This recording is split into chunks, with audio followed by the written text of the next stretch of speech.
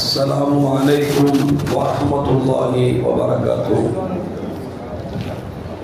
الحمد لله رب العالمين والصلاة والسلام على أشرف المرسلين وعلى آله وأصحابه وأزواجه وذرياته وأهل بيته أجمعين. சங்கைக்கும் மேன்மைக்கும் உரிய பெரியோர்கள சகோதரர்கள, எல்லாம் வல்ல அல்லாஹ் ஜல்ல ஜலாலுஹு செய்யக்கூடிய எல்லா நற்காரியங்களையும் முகஸ்துதியின்றி இஹ்லாஸான முறையில் இறைவனுக்காக மட்டுமே செய்யப்பட்ட நல்வணக்கங்களில் நம் வணக்கங்களை அல்லாஹ் கபூல் செய்து கொள்வானாக. நாம் செய்யக்கூடிய வியாபாரங்கள் தொழில் நஷ்டமில்லாத ஹலாலான முறையில் நிரம்ப லாபத்தை பெற்று அந்த லாபகரமான வாழ்க்கை கொண்டு தம் தேவைகளையும் தேவை உடையவர்கள் தேவைகளையும் நிறைவேற்றக்கூடிய நல்ல பொருளாதாரத்தையும் உள்ள விசாலத்தையும் அல்லாஹ் நம் அனைவர்களுக்கும் வழங்கி அருள்வானாக. கஞ்சத்தனம் என்கிற தீய பண்பை விட்டு அல்லாஹ் நம்மை பாதுகாத்துக் கொள்வானாக. நம்மை உலகத்தில் வாழ வைக்கும் காலமெல்லாம் நோயினுடைய உடல் ஆரோக்கியத்தோடு அல்லாஹ் நம்மை வாழச் செய்வானாக. அந்த ஆரோக்கியமான வாழ்க்கை கொண்டு அல்லாஹ் சூழலில் இருக்கக்கூடிய அனைத்து நல்லவர்களையும் புரியக்கூடிய நல்ல முத்தகின்களின் கூட்டத்தில் அல்லாஹ் நம்மை ஆக்கி அருள்வானாக. திடீர் மரணங்களை விட்டும் தீய மரணங்களை விட்டும் நம்மையும் நம் குடும்பத்தையும் நம் சமூகத்தையும் அல்லாஹ் முழுமையான முறையில் பாதுகாத்துக் கொள்வானாக. மருத்துவமனையின் செலவினங்களை விட்டும் வேதனைகளை விட்டும் அல்லாஹ் நம்மை காத்தருவானாக. நம்மில் யாரெல்லாம் நோயால் பாதிக்கப்பட்டு வீடே கதி என்றும் ஆஸ்பத்திரியை கதி என்றும் அல்லல் பட்டும் அவதியிட்டும் இருக்கிறார் அத்தனை மக்களுக்கும் வெகு விரைவில் நோயை போக்கி உடல் ஆரோக்கியத்தை வழங்குவதோடு அவர்களை கூட குடும்பத்திற்கும் சமூகத்திற்கும் நல்ல பலன் தரக்கூடிய மக்களாக ஆக்கி அருள்வானாக. நாம் இந்த உலகத்தில் வாழ்ந்து மறைகிற நேரத்தில் லா இலாஹ இல்லல்லாஹ் முஹம்மது ரசூலுல்லாஹ் என்ற கலிமாவை மொழிந்து ஜன்னத்துல் ஃபிர்தௌஸை கண்ணால் கண்டு அகமகிழ்ந்து சிரித்த வண்ணமாக மரணிக்கக்கூடிய நல்வாக்கியம் பெற்ற மக்களில் அல்லாஹ் நம்மை ஆக்கி அருள்வானாக. மரணித்தும் மரணிக்காத இறைநேசரின் கூட்டத்தில் அல்லாஹ் நம்மை ஆக்கி அருள்வானாக. நாளை மறுமையில கண்மணி முஹம்மது ரசூலுல்லாஹி ஸல்லல்லாஹு அலைஹி வஸல்லம் அவர்களின் திருக்கரங்களால் ஹவுதுல் கௌசர் என்கிற தடாகத்தின் நீர் வருகி அன்னாரின் ஷஃபாத்தை பெற்று அன்னாரின் கரம் பிடித்து ஜன்னத்துல் ஃபிர்தௌஸ் என்ற உயர்ந்த சொர்க்கத்தில் அவர்களோடு நம்மை சங்கமிக்க செய்வானாக. எல்லாவற்றுக்கும் மேலாக இறை அன்பை பெற்று இறைவனை பார்த்து பரவசமடையக்கூடிய அவர்கள் நிக்காவையும் ரிலாவையும் பெற்ற மக்களில் அல்லாஹ் நம்மை ஆக்கி அருள்வானாக. அருமையான முஃமின்களே, ஹிஜ்ரி 13ஆம் ஆண்டு சையதுனா உமர் இப்னு கத்தாப் ரலியல்லாஹு தஆலா அவர்கள் ஹஜ்ஜுக்காக மதீனாவிலிருந்து புறப்பட்டு மக்காவிற்கு வந்தார்கள். வந்த உமர் இப்னு கத்தாப் ரலியல்லாஹு தஆலா யமன் தேசத்திலிருந்து வந்த மக்கள் இருக்கக்கூடிய இடத்தில் அபூ குபைஸ் என்கிற மலைக்கு மேல் ஏறி கேட்டார்கள், இங்கு ஹாஜிகள் வந்திருக்கக்கூடியவர்களில் யமன் தேசத்தை சார்ந்தவர்கள் யாராவது இருக்கிறீர்களா என்று கேட்டார்கள்.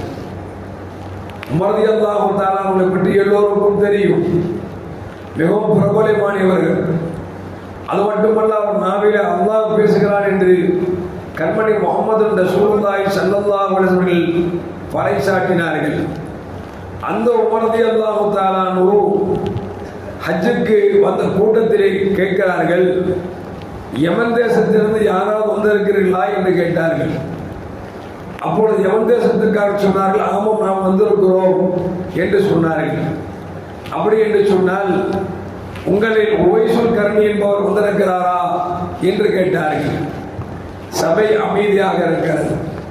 மீண்டும் முதலியெல்லாம் கேட்கிறாங்க, யமன் தேசத்து ஹஜ்ஜுக்கு வந்திருக்கிறவங்க அந்த கூட்டத்தில் உவைசுல் கர்ணி இருக்கிறாரா என்று 3 தடவை கேட்ட பொழுது யமன் தேசத்து கூட்டத்தில் இருந்த வயது முதிர்ந்தவர் தாடி நீளமானவர் எழுந்து கேட்டார், உமரே, நாங்கள் யமன் தேசத்தை சேர்ந்தவர்கள் தான்.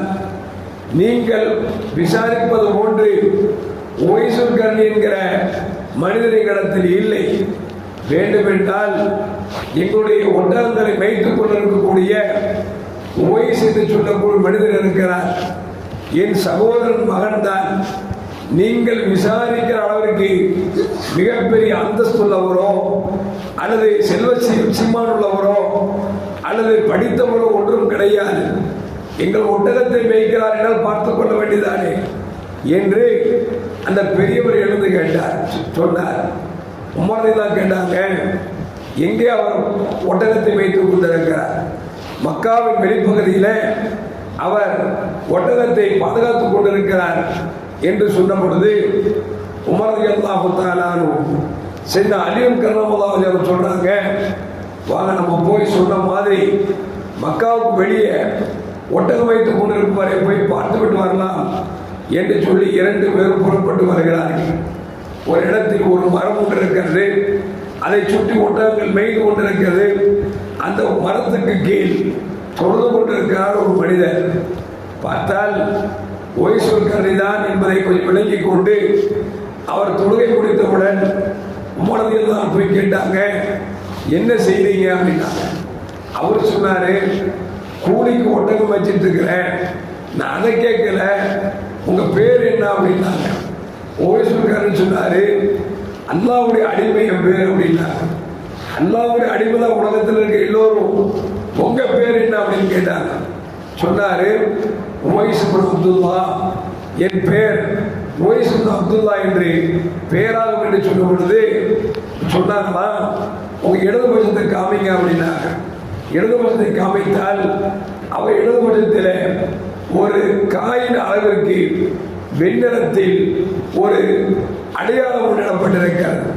அதை பார்த்துட்டு எங்கள் பெருமானார் ஸல்லல்லாஹு அலைஹி சொன்ன அந்த அடையாளம் உங்களிடத்தில் இருக்கிறது, நீங்கள் தான் ஒய்சுல் கர்ணி என்று சொன்ன பொழுது அவர் சொன்னாங்க, நான் தான் ஒய்சுல் கர்ணி. என்ன விஷயம் என்று சொல்கிற பொழுது கண்மணி முஹம்மது ரசூலுல்லாஹி ஸல்லல்லாஹு அலைஹி இடத்தில் சொன்னார்கள், ஒய்சுல் கர்ணி நீங்கள் கண்டீர்கள் என்று சொன்னார், என் சலாத்தை அவருக்கு எடுத்து சொல்லுங்கள், என் சலாத்தை அவருக்கு எடுத்து சொல்லுங்கள் என்று சொன்னது மட்டுமல்ல, அவர்களை பார்த்தீர்கள் என்று சொன்னால் உங்கள் பாவ மன்னிப்பிற்காக துவா செய்ய சொல்லி கேட்டுக்கொள்ளுங்கள் என்று கண்மணி முஹம்மது ரசூலுல்லாஹி ஸல்லல்லாஹு அலைஹி வஸல்லம் சொன்னார்கள். எனவே எங்கள் பாவ மன்னிப்பிற்காக நீங்கள் துவா செய்யுங்கள் என்று ஓய்சுல் கர்ணி ரலியல்லாஹு தஆலா செய்தனா உமர் இப்னு கத்தாப் ரலியல்லாஹு தஆலா செய்தனா அலி கர்ரமல்லாஹு வஜஹா 2 பேர்களும் கேட்டுக்கொண்டார்கள் என்று வரலாற்றிலே பதிவு செய்யப்படுகிறது. அருமையான மக்களே, எதற்கு சொல்லுவார் என்று சொன்னால், சஹாபியும் தாபியும் ஒன்றாக மாட்டார்கள். சஹாபி என்று சொன்னால் பெருமானார் ஸல்லல்லாஹு அலைஹி அவர்களை நேராக கண்ணில் கண்டு அவர்களை ஈமான் கொண்டு கடைசி வரைக்கும் வாழக்கூடிய அவர்களுக்கு சஹாபிகள் என்று சொல்லப்படும். அவர்கள் அந்தஸ்தை உலகம் அழிகின்ற வரைக்கும் எப்படிப்பட்ட மனிதர்கள் வந்தாலும் இறைநேசத்தில் இருந்தாலும் சஹாபியின் அந்தஸ்தை அடைய முடியாது.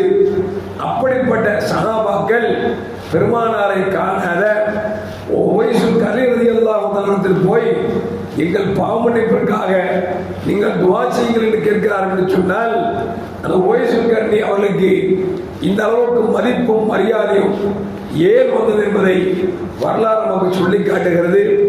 ஒய்சுல் கர்ணி யமன் தேசத்தில் வாழ்ந்தாலும் பெருமானார் ஸல்லல்லாஹு அலைஹி வந்திருக்கிறார்கள், தீர்க்கதரிசியாக வந்திருக்கிறார்கள் என்று தெரிந்திருந்தும் கூட நபியை நேரடியாக பார்ப்பதற்கு வருவதற்கு நேரம் இல்லாமல் நபியை பார்க்காமல் அவர் சஹாபியின் அந்தஸ்தை இழந்து விட்டார்கள். ஏன் அவர்கள் இழந்தார்கள் என்று சொன்னால், தன்னை ஈண்டெடுத்த தாய் ஒருவரை கவனிப்பதன் காரணமாக அந்த இவர் இல்லை என்று சொன்னால் தாயால் ஒரு வேலையும் செய்ய முடியாது. எனவே தாயை கவனித்துக் கொண்டிருந்ததன் காரணமாக பெருமானார் ஸல்லல்லாஹு அலைஹி வஸல்லம் அவர்கள் இந்த உமர் ரலியல்லாஹு அன்ஹு சொல்றாங்க, அவர்களை பார்த்தால் உங்களுக்காக துஆ செய்ய சொல்லி கேட்டுக்கொள்ளுங்கள் என்று சொல்கிறார்கள் என்று சொன்னால், பெற்றோர்களை மதிப்பதால் பெற்றோர்களுக்கு பணிவிடை செய்வதால் எவ்வளவு பெரிய அந்தஸ்தை பெற்றிருக்கிறார்கள் என்பதை வரலாறு நமக்கு சொல்லி காட்டுகிறது. இது ஓய்சுல் கர்ணி ரலியல்லாஹு தஆலா அவர்கள் தான் பெருமானார் ஸல்லல்லாஹு அலைஹி அவர்கள் உஹது யுத்தத்தில் பல் உடைக்கப்பட்ட பொழுது, பல் ஷஹீதாக்கப்பட்ட பொழுது இந்த தகவலை ஓய்சுல் கர்ணி அவர்கள் கேட்கிறார்கள். பெருமானார் ஸல்லல்லாஹு அலைஹி பல் விழுந்து கொண்டதா என்று சொல்லி ஒரு பல்லை தனக்கு தானே அடித்து உடைக்கிறார். அதற்கு யோசிக்கிறார், இந்த பல் விழுந்ததா அல்லது அதற்கு அடுத்த பல் விழுந்ததா என்று தெரியவில்லை என்று சொல்லி ஒவ்வொரு பற்களாக வாயில் இருக்கக்கூடிய எல்லா பற்களையும் அவர் தட்டி கொண்டார் என்று வரலாற்றில் பதிவு செய்யப்படுகிறது என்று சொன்னார். நபியின் மீது எந்த அளவுக்கு காதல் கொண்டிருந்தால் நபிக்கு ஒரு பல் உடைந்ததால் அந்த பல் எந்த பல் என்று தெரியாத காரணமாக தன் பற்களை எல்லாம் உடைத்துக் கொண்டார் என்று சொன்னார். அருமையான முஃமின்களே, நபியின் மீது நேசம் கொண்டது மட்டுமல்ல, பெற்றெடுத்த பெற்றோரை அவர்கள் அரவணைத்ததன் காரணமாக, பணிவிடை செய்ததன் காரணமாக சஹாபி என்ற அந்தஸ்தை இழந்தாலும் கூட அவர்கள் உன்னதமான இடத்தை பிடித்ததன் காரணமாகத்தான் தோழகத்தில் பெருமானார் சொன்னதார்கள், தாங்கள் கண்டேன் என்று சொன்னால் எனக்காக உங்களுக்காக துவா செய்ய சொல்லி கேட்டுக்கொள்ளுங்கள் என்று பெருமானார் ஸல்லல்லாஹு சொல்கிறார்கள் என்று சொன்னால், அருமையான மக்களே, பெற்றோர்களுக்கு பணிவிடை செய்வது என்பது, பெரியோர்களை மதிப்பது என்பது எவ்வளவு பெரிய உயர்தரமான அந்தஸ்தை பெற்றுத் தருகிறது என்பதை நிகழ்வு நமக்கு சொல்லி காட்டுகிறது. எல்லாம் அல்லாஹ் ஜல்லல்லாஹு ஓய்ஸில் கலை ரலியல்லாஹு அவர்கள் பெருமானாரை நேசித்ததை போன்று, தங்கள் பெற்றோரை அரவணைத்ததை போன்று, அவர்களுக்கு பணிவிடை செய்தது போன்று நம்மையும் அல்லாஹ் ஜல்லல்லாஹு முழுமையான நமக்கு பிடித்தமான அடியார்களாக அல்லாஹ் ஆக்கிக் கொள்வானாக. அஸ்ஸலாமு அலைக்கும் வரஹ்மத்துல்லாஹி வபரகாத்துஹு. ஸல்லல்லாஹு அலா முஹம்மத் ஸல்லல்லாஹு அலைஹி வஸல்லம். ஸல்லல்லாஹு அலா முஹம்மத் ஸல்லல்லாஹு அலைஹி வஸல்லம். ஸல்லல்லாஹு அலா முஹம்மத்